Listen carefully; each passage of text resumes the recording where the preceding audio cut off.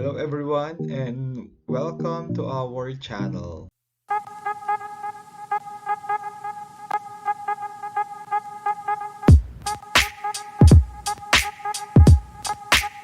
For this video, we will discuss the significance of this study.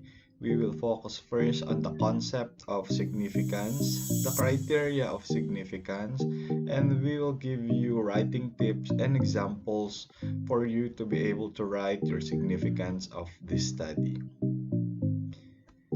First, research significance is determined by our statement of the problem and its general and specific contributions to the field of knowledge. Let's have first the key terms. If we say significance, it suggests the importance or the contribution and the benefit that is to be derived from our study. If we say study, this pertains to our research investigation, which is the critical examination or investigation using scientific analysis of any subject matter. And we will have the significance of this study. This pertains to the reason or to the justification that shares the contributions of our research work towards a body of knowledge. Now, significance of this study could either be general significance or specific significance. If it is general significance, it's about how our study will contribute to the whole society. And if we say specific significance, this pertains to the enumerated individuals, corporate bodies, government, and agencies, and how they will benefit from our study. Let's have the criteria of general significance. We have 8 general significance of our study. In this part, we may classify how our study will contribute. Either our study will contribute to knowledge of an enduring practice if our study provides knowledge about an enduring educational practice, or it's a new research problem that has not been investigated in the field. Our study could also provide the significance about theory testing if it tests theories in different situation or population, or if it verifies an existing theory.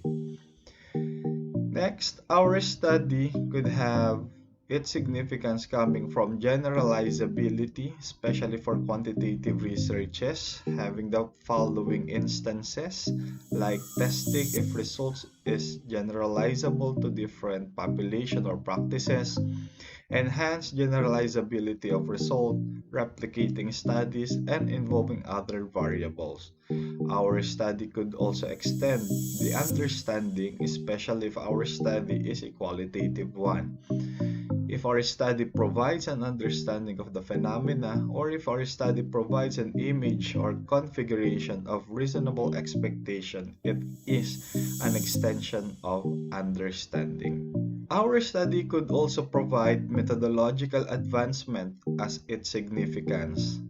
Either our study increases the validity and reliability of an instrument, uses a method different from the usual methods used in the previous studies, or either our study will be able to develop an analytical methodological technique and elaborate on its usefulness in conducting a research. And of course, our study could also be significant for current issues or social issues of immediate concern. And second to the last, our study could be beneficial in terms of evaluating practice or policy.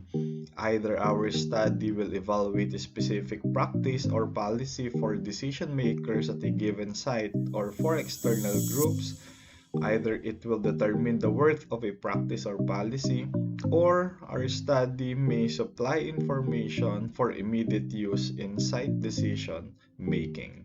And last but not the least, our study could be very significant if it is about exploration of a new field of study, whereas we will be investigating new areas of inquiry, or we will examine phenomena that have not been studied previously. again, we have 8 general significance of our study. Could be knowledge of an enduring practice, theory testing, generalizability, extensions of understanding, methodological advancement, current issues, evaluation of practice or policy, and exploration of a field. In introducing your significance of this study, you may focus in any of the following if it is applicable to your study. Make sure that you were able to mention and explicate those general significance of your study. Here's the critical substance in explaining the study's significance. So you should explain the need for the research and its specific contribution. You should also justify the importance and the impact of your study. Make sure that the study significance is aligned with the research problem and the gap you are addressing. Make sure your beneficiaries and benefits are specified, and these beneficiaries and benefits are arranged into hierarchical order. And make sure you state how to improve the quality of life and well-being of people. Now, your research work may be significant for educational institutions, policymakers, administrators, teachers, parents, students, researchers, and national and international stakeholders, just to name a few. But of course, you can add others as long as it's applicable to your study. Now, how to write the significance of your study. First, you may provide an introductory paragraph telling the general benefit from the study being conducted, then specify the benefits and the beneficiaries and how they will benefit from your study.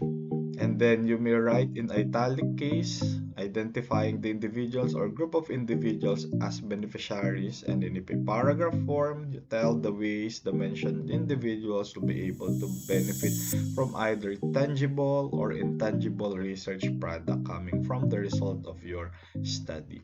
And for the last part of your study significance, make sure that you restate the overall research significance, focusing on the research gap.